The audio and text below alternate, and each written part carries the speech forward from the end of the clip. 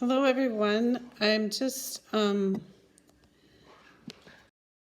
wanted to start out by saying, if you had trouble with lesson 9 from Monday, the modeling quadratic lesson, please don't worry about that. I haven't found a good video, somebody other than myself, maybe with some better graphics, but I will, and I'll put that up for you next week.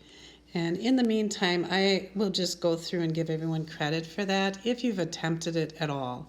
So, and I can tell on CK12 whether you've, attempted it or not. So, we'll come back to that, but for today, I'd like to keep going, and I'm just going to model a couple of problems on your worksheet for today, and then you can finish it off and upload it then and be done with that.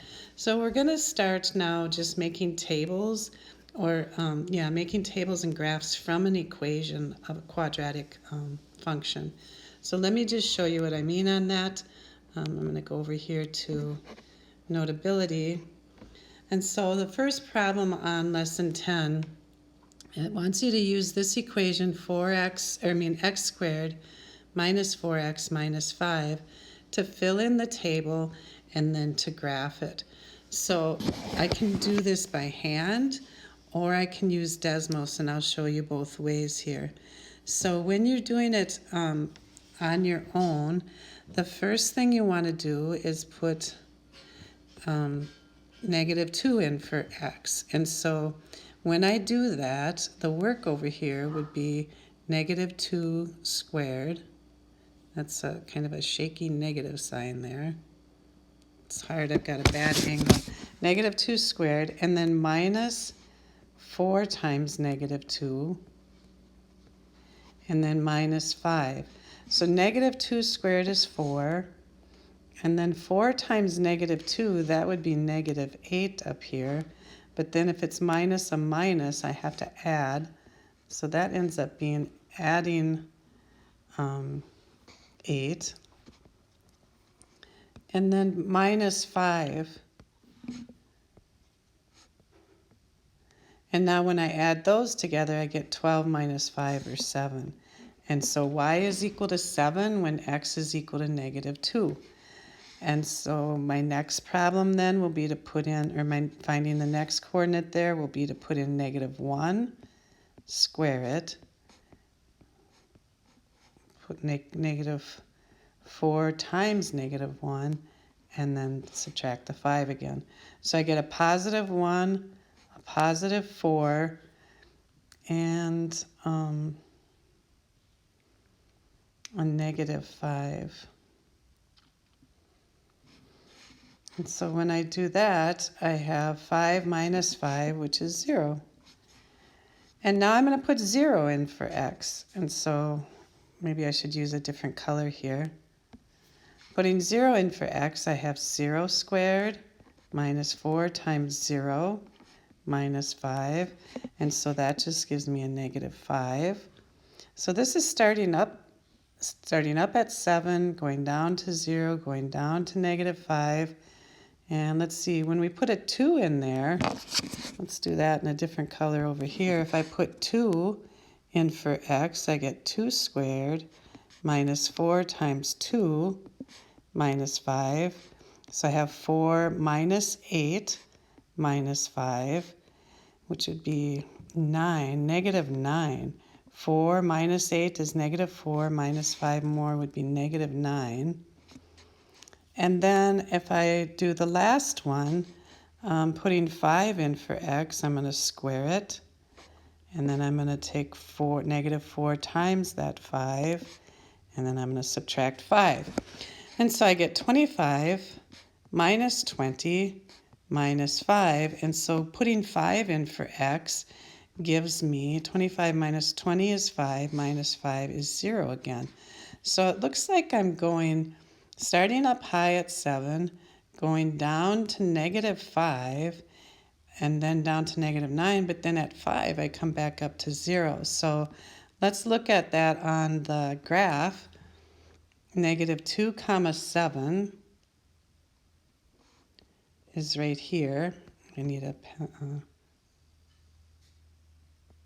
That's my first point. My second point is negative 1 comma 0. That's right there. Then I have 0, negative 5, which is way down here. 2, negative 9.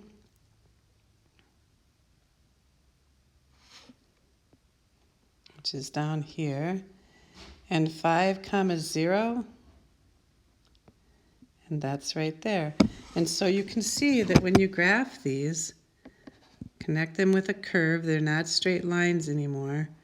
It looks something like that. So now we need to answer questions. It says write the coordinates of the vertex of the parabola.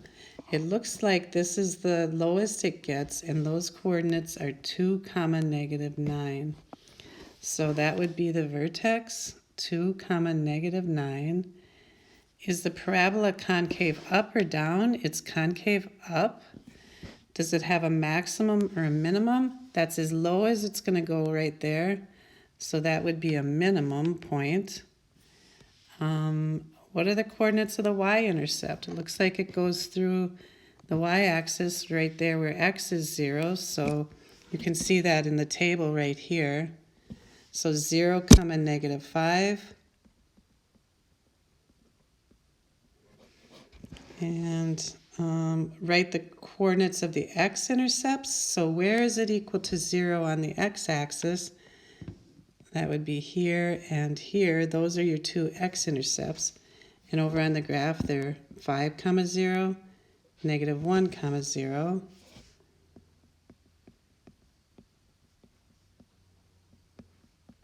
I always write them from left to right.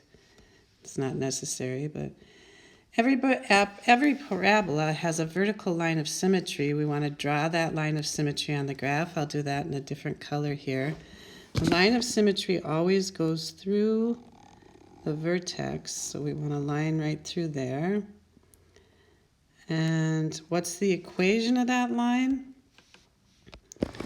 That would be where x is equal to 2.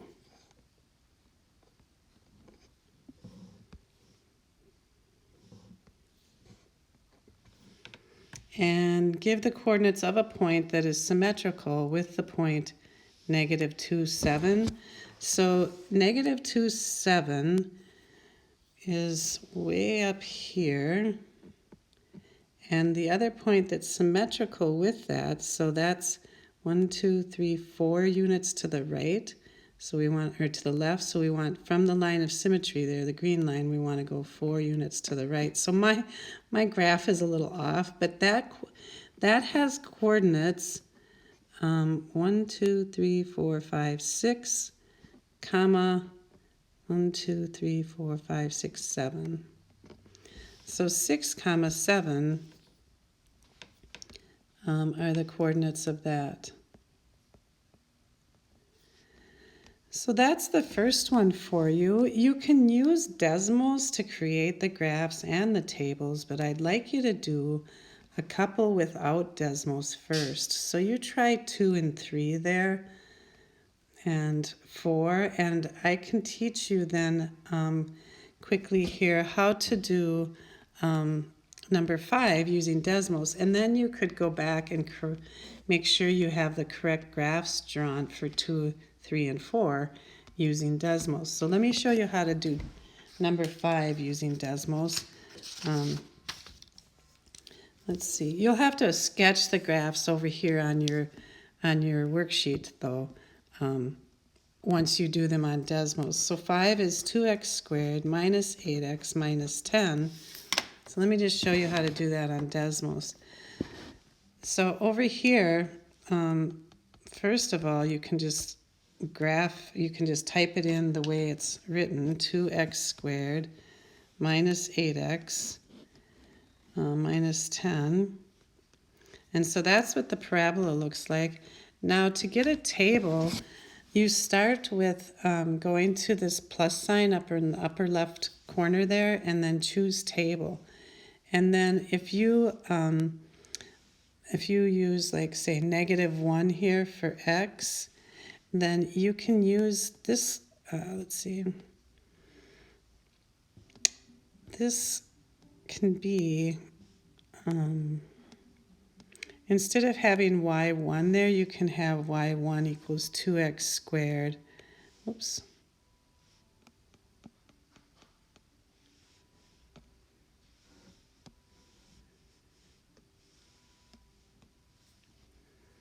Minus 8x minus 10. And I think too many variables. So you should have x sub 1 here. Oh, let's see. So you just type in x1 there. And so at -1, you can see that it gives you the value of 0. And then if you want to know what your graph is at 0 for x, let's put 0 in there for x, it's at -10. And you can see that down here on the graph also. So that's a way of getting a table and a graph for, and then if you want those graphed, you can just touch that circle there. But just remember, if it's x sub 1, you have to put x1s on the other ones also. So those are two little Desmos tips, and I'll keep doing those also. But we can fill in the table here.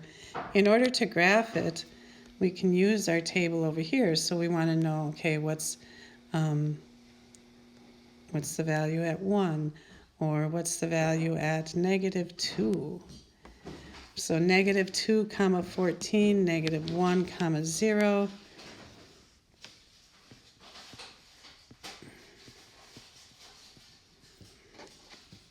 My zeros are not good lately, and so on. And so that's how I would fill out number 5. You can use your Desmos for this, but try and explain it in your own words. What's the difference between those two things?